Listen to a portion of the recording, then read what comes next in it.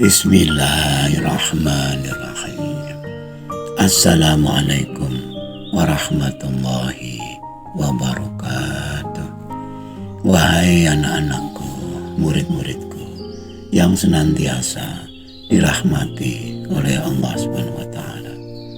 Marilah kita lanjutkan pelajaran kita, ngaji belajar urip.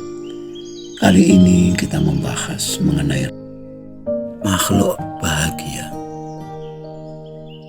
Sepintas tidaklah begitu penting pengetahuan mengenai perbedaan antara manusia dan makhluk.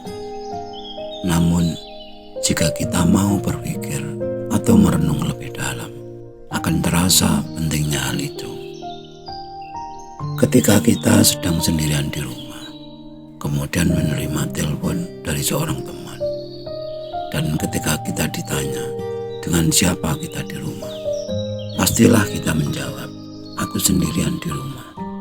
Kalimat ini jika kita renungi atau kita pikirkan, pastilah mengandung arti sendirian sebagai manusia. Namun tidak mungkin sendirian sebagai makhluk. Sebab makhluk itu tentu saja meliputi binatang dan tumbuhan. Tidaklah mungkin rumah kita bersih sama sekali dari semut, nyamuk, cicak, kecoa, atau mungkin binatang-binatang lain yang kita tidak tahu. Apalagi jika dihubungkan dengan adanya makhluk gaib yang kita tidak tahu. Dan secara ilmu alam, makhluk pun masih dibagi antara makhluk hidup dan makhluk tidak hidup atau benda mati. Dan biasanya yang dijadikan ukuran hidup atau tidak adalah dapat bergerak atau tidak, dapat bertumbuh atau tidak. Menurut sudut pandang agama, manusia adalah makhluk yang paling mulia atau paling terhormat kedudukannya. Itu karena dibekali oleh akal pikiran oleh Tuhan, hingga manusia bisa mengembangkan potensi kesadarannya sampai kesadaran yang tertinggi, yaitu kesadaran Tuhan. Dan hal itu dapat dilihat dari perilaku kasih sayang, berbagi, dan mengampuni. Bahkan manusialah yang biasanya dihubungkan dengan bahagia atau menderita. Meskipun jika nanti mencapai kesadaran semesta sepenuhnya, ternyata semua makhluk pun berhak untuk merasakan kebahagiaan itu. Artinya binatang dan tumbuhan pun bisa mengalami kebahagiaan atau ketidakbahagiaan. Pernahkah kita mendengar kisah pohon raksasa yang ada di Jepang, yang akhirnya mati kekeringan, mati menderita karena sering dicaci maki oleh penduduk desa yang tinggal di sekitar pohon tersebut? Pernahkah kita menyaksikan seekor anjing yang berlari-lari senang menyongsong majikannya yang pulang dari kerja di halaman rumahnya? Bukankah kita pernah menyaksikan burung merpati yang setia mengikuti tuannya dengan berdiri di pundaknya meskipun tuannya naik sepeda motor? Dan masih banyak lagi contoh bahwa binatang dan tumbuhan pun berhak merasakan kebahagiaan. Bila kita pernah mendengar ulama yang mengatakan bahwa surga memiliki banyak pintu, pastilah yang dimaksud adalah jalan kebahagiaan amatlah beragam, sesuai dengan posisi masing-masing orang, sesuai dengan profesi masing-masing orang. Jika kita adalah petani, hasil panen yang bagus dan melimpah ruah, itulah surga, itulah bahagia. Jika kita adalah nelayan tradisional, pulang dengan perahu penuh dengan ikan, itulah bahagia. Dan jika kita adalah pemilik warung makan yang laris manis diantri oleh pelanggan, betapa bangga dan senangnya, hingga kita tidak terasa tubuh capek-capek, tubuh pegal seharian karena bekerja. Dan jika kita adalah seorang guru di sekolah, kerinduan murid-murid di kelas akan kehadiran kita dan pujian mereka atas cara mengajar kita adalah kebahagiaan tersendiri. Demikian contoh makhluk bahagia yang dapat kita saksikan. Lalu bagaimana dengan makhluk lain atau makhluk yang tidak hidup?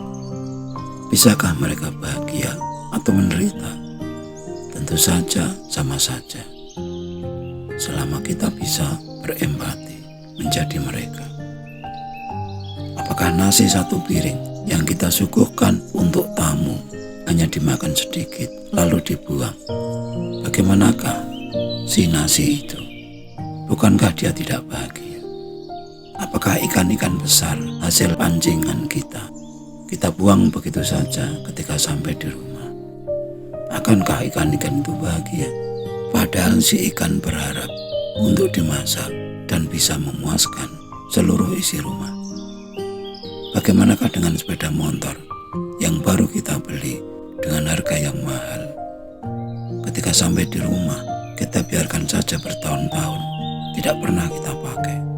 Bukankah dia tidak bahagia? Dan bagaimana pula dengan air yang mengisi bak mandi kita, yang kita biarkan tumpah berjam-jam ketika sedang mengisi bak mandi? Bukankah dia tidak bahagia?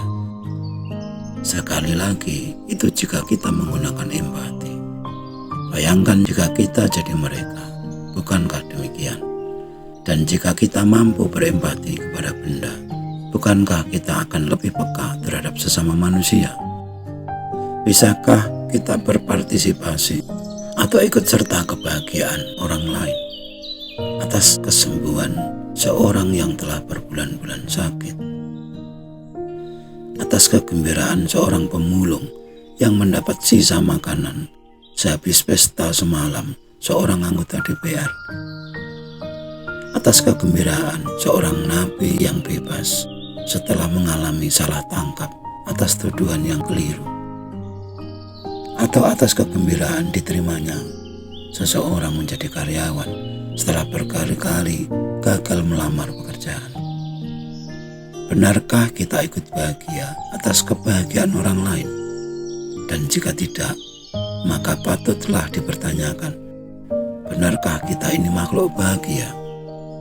Ataukah justru kebahagiaan kita terletak pada penderitaan orang-orang yang kita benci? Apakah musibah orang lain yang kita benci adalah kebahagiaan bagi kita? Atau jika kita mengaku bahagia atau pura-pura bahagia, namun kita tidak dapat membedakan hidup gelap dan hidup terang? Dapatkah kita bahagia tanpa Tuhan? Benarkah kita ini adalah makhluk bahagia? Sekian dulu wajangan yang mohon maaf atas segala kekurangan. Semoga selalu bermanfaat, dan marilah berdoa bersama. Ya Allah, mudahkanlah jalan pengabdian kami kepadamu. Amin, amin, amin ya Rabbal Alamin. Wassalamualaikum warahmatullahi wabarakatuh.